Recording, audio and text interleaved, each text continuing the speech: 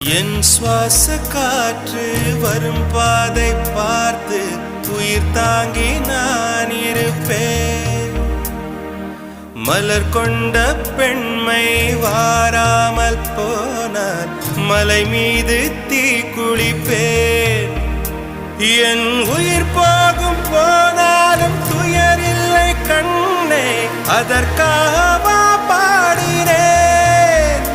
வரும் எதிர்காலம் உன் மீது பழி போடும் பெண்ணே, அதற்காகத்தான் பாடினேன். முதலா முடிவா அதை உன் கையில் கொடுத்து விட்டேன்.